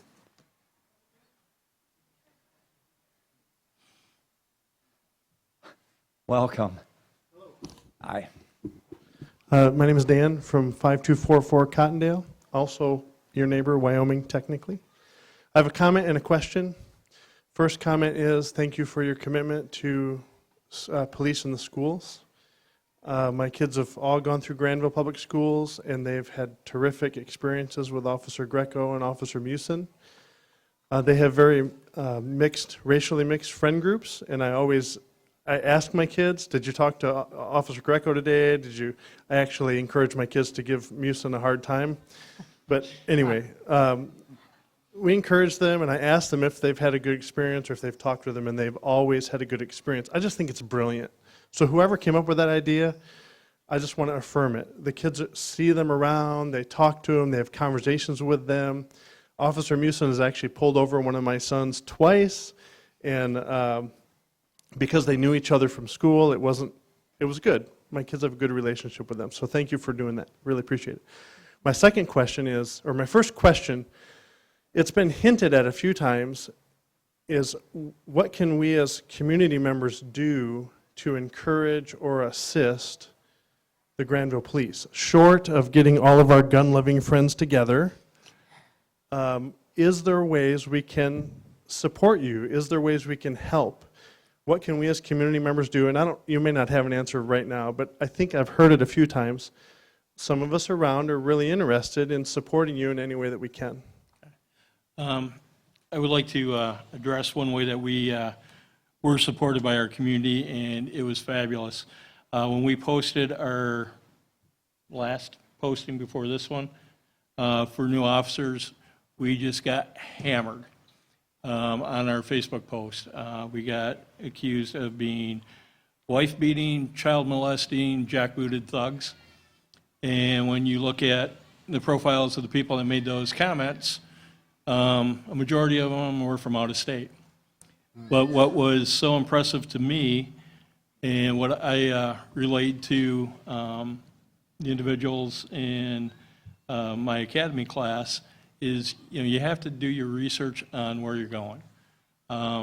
And we got such support countering those negative comments by our Grandville citizens. And that meant a lot because, the stuff that was on there was vile. And it was worrying on a lot of our officers, And because we are a public entity, we can't just, make those comments go away.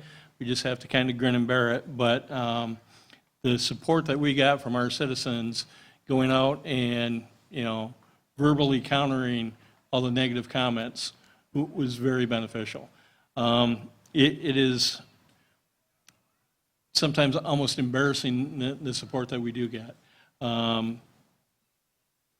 former chief and I were out for lunch, and in one instant, we had 3 people attempt to buy our lunch. We realize the support that we have here in this city, and that's one of the biggest reasons why, when this stuff started to come up, if you want to farm, we're here. We realize that the community is here for us, and, it's a two-way street. So I appreciate those comments. Thank you. Anybody else like to come make a comment? Just come on up. Welcome again. Reminded me that I have to state my name and address. So it is Nick Brock, and I live at 3959 Henry Street. The first question, I have 2.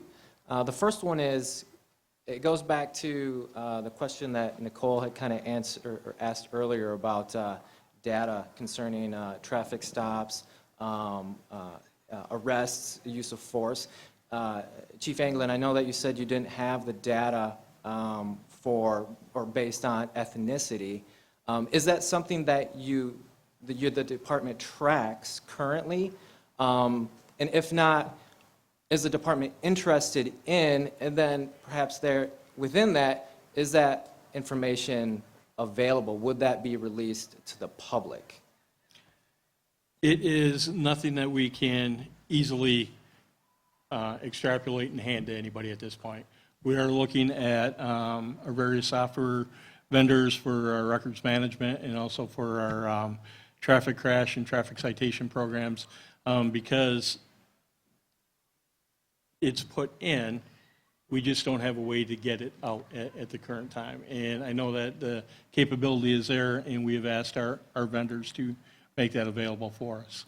And like Nicole said too, one thing that we greatly realize, one thing that makes Grandville great is our great retail corridor, okay? And even though our African-American percentage for population is about 2%, when you look at who comes into our community, it is a different percentage. It matches more the West Michigan population chart for who we interact with on a day in and day out basis. So to say that, if we stop X amount of African Americans, is that necessarily in and of itself an indication that we are profiling? No, it's not, because we don't know what the motoring public is. She made comments that people are stopped on Wilson, Prairie, and Chicago Drive. Those are our 3 busiest streets. Ivan Rest is coming a very close fourth, and we put our traffic patrols where the highest traffic volume is. So again, I wish we had that information. Once we do have it, that'll become public just like anything else.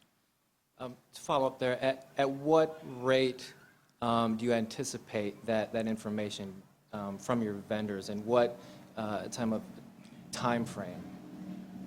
I honestly don't have one at this point. I know I have made the request to both our RMS vendor and our traffic vendor for citations, and they said that they would research it and get back to me because you have that. No, we don't. in the software. So the data's there, they just have to write the program to be able to get it so we can use it.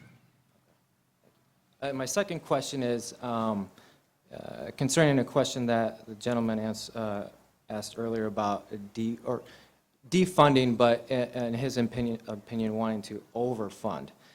Is there any information and data about the Grandville Police budget? Perhaps the city manager could speak to that in terms of how it's allocated, and if it's even a reasonable discussion for the city to have. Yeah, the budget is a very public process. It extends over a period of time, and there's public hearings involved as well. But when it's done and said, the budget is published, it's made available online, it's made available in hard copy. It's line item detail. You can see how many dollars are allocated to training in a year. You can see how many dollars are allocated to new equipment for the police department. That's something that we take pride in that being available information. And if we ever find spots that we think we're in any way deficient, we try to boost those. So it's not hard to find, and we can direct people right to it. I think there was a second part. Did I miss it, or You did I got get it. it? Okay, all right. You got it. Yeah. All right. And I'd like to throw in on that too, in each of, not this current budget year, but in each of the last 2 budget years, we were able to add a position, one of which was the second school resource officer in the middle school. So I don't feel that the city is attempting to defund us. We realize that we are a part of the city, and, it's just like your home budget. You have your items that you like to buy, your significant other would have theirs, and you have to make it all work because it is a limited source of funds. But I feel that we are supported very well by our elected officials. Just to give you a general number for public safety, as a portion of our general fund budget, it annually runs about 45% of everything. That includes parks, roads, the cemetery. That's our number. Okay. Yeah, thank you for that number. Thank you for your answers. You're welcome. Well, we're coming up to about the end of our time for question and answer, but if there's anybody else who would like to make a comment or have a question, please come on up.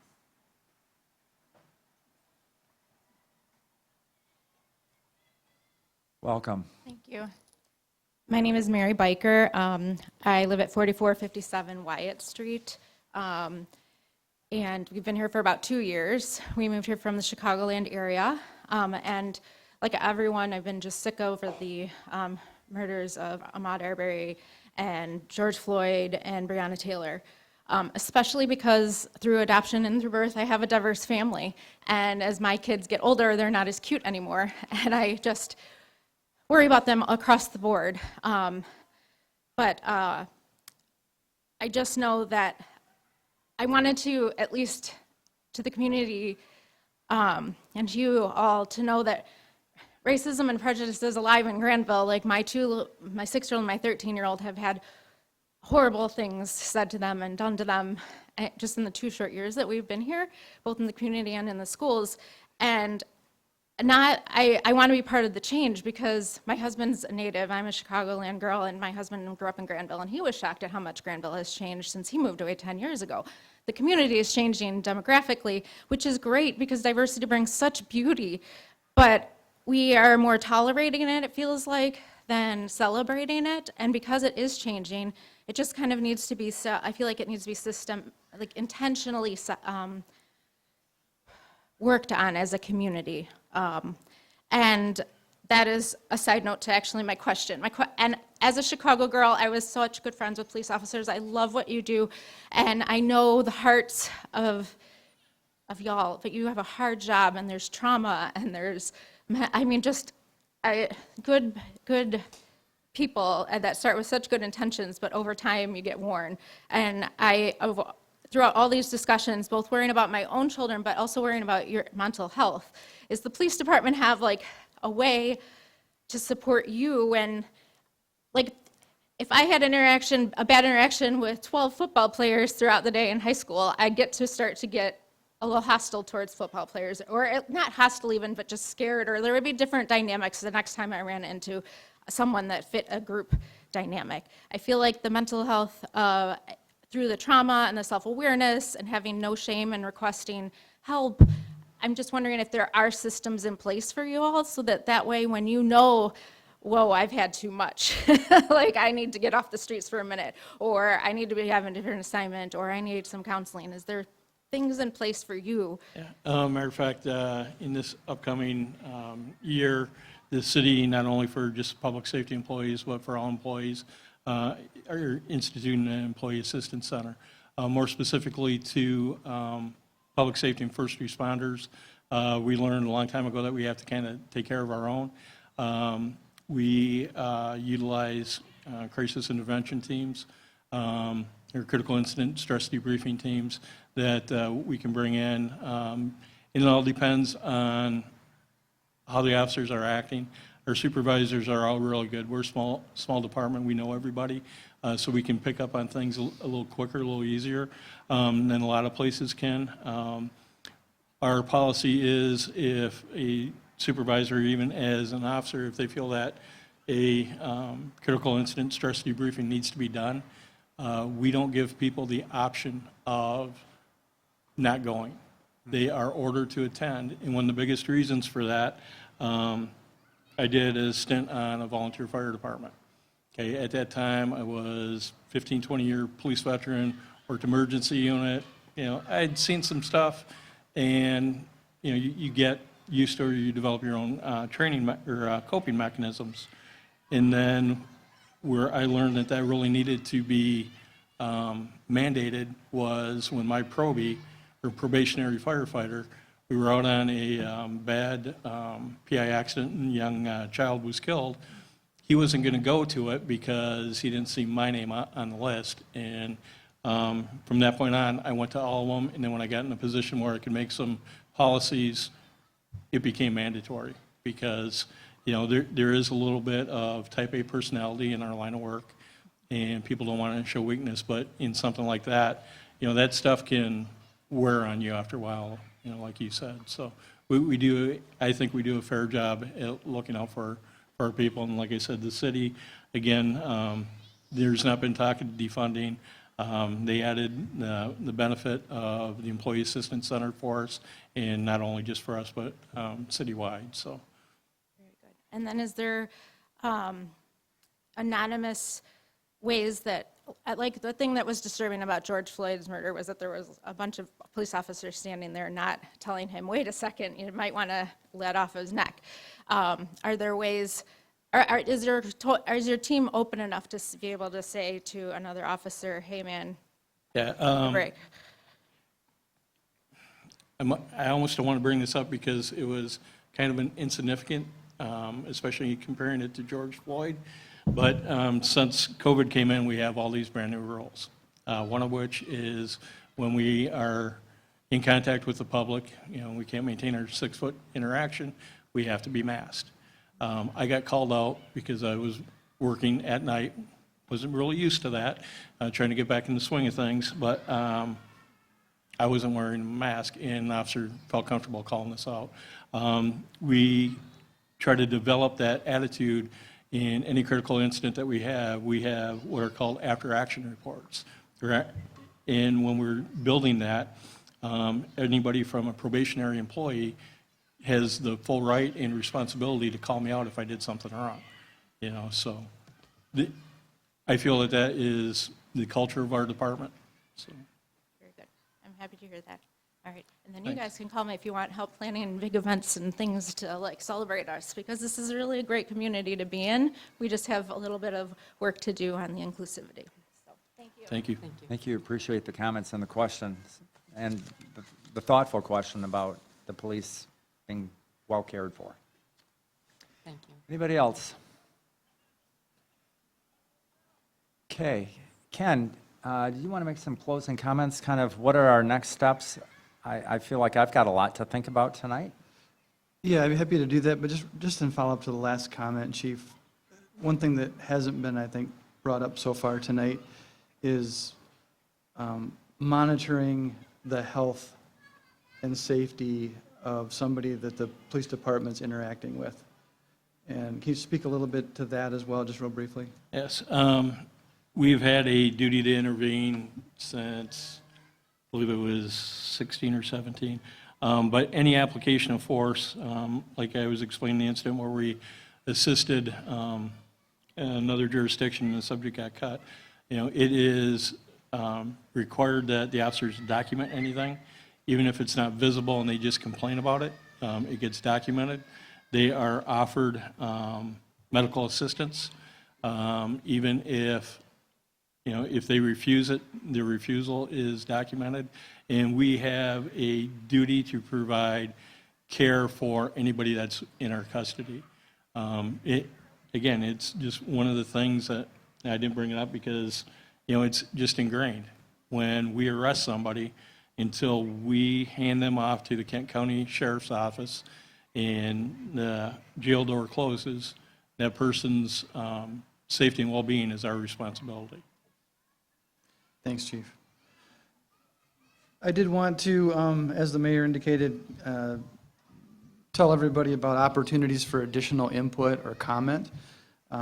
This was an event that the city council felt very strongly about self-initiating to go out and make it an opportunity for the public to interact with their city council, their city administration, and their police department administration. But I think everybody knew from the very beginning that this is a big topic with a lot of layers to it, and that we're in no way near being done just because we've met once and spoke for a while. So we want to make sure that we send you out knowing that there's many avenues for additional input. There may be other events like this. There certainly is a city council meeting every 2 weeks, and an element of every agenda has an opportunity for public comment on any topic, even topics that are not on that agenda. We have a generic website or email address that is really easy to remember. It's connect@cityofgrandville.com. And if you email connect@cityofgrandville.com, your comment will be shared. I see that as manager, everyone that comes in through that email address, as well as the assistant manager, the city clerk. And then we kind of direct those to whoever is the most appropriate to respond in some way. It might be a council member, mayor, police chief, or public works director. But that's a really easy email way to get a hold of somebody very quickly. The city council members have assigned email addresses as well. Those are by their name, and they're on our city website, which just was recently upgraded just last week. So if you haven't had a chance to look at it, check it out. It's www.cityofgrandville.com. And you can find those email addresses and communicate freely at your convenience with one or more or all of the city council members. The traditional ways always work well. You can send us a letter at City Hall. You can visit us there. We're always happy to meet with the public, and we're small enough that it doesn't always require an appointment to do that. If we're available, we will make time for conversation. Our phone numbers are all listed directly, so you can find a way to get to the person that you're looking for with a single phone call. The police department has a web page as well, and a Facebook page. The city has a Facebook page. So that long list should tell you that there should be a way for you to find that's comfortable for you to make comment as you wish to do so. And you can be assured that when we get that comment, it will be seen by the folks who need to see it. At this point, we don't have another session scheduled like this one. I think a lot of what we wanted to do was hear from the public tonight. As the mayor said, a very large contingent of city council members is present tonight, so I know they've been paying a lot of attention as well, and we'll take some direction from them as to what they wish to accomplish. I know there's been multiple offers from speakers tonight from the community asking how they can get involved and what they can do to help, and those are the kind of opportunities we're looking for. So we'll kind of step back and analyze and figure out where we take the conversation next, but we certainly want to make sure you feel 100% invited to make those comments without being forced before a microphone and a bunch of people. There's lots of ways to do it. So, Mr. Mayor, I think with that, that's probably back to you for a wrap-up. Great. Just want to tell everybody thank you. Thank you for taking your time. Again, your time is valuable. There's a lot of places you could be. So I appreciate you being here tonight. It tells me how much you care about this community too, like the rest of us do. So thank you. Be safe. Enjoy the rest of your evening. Thank you.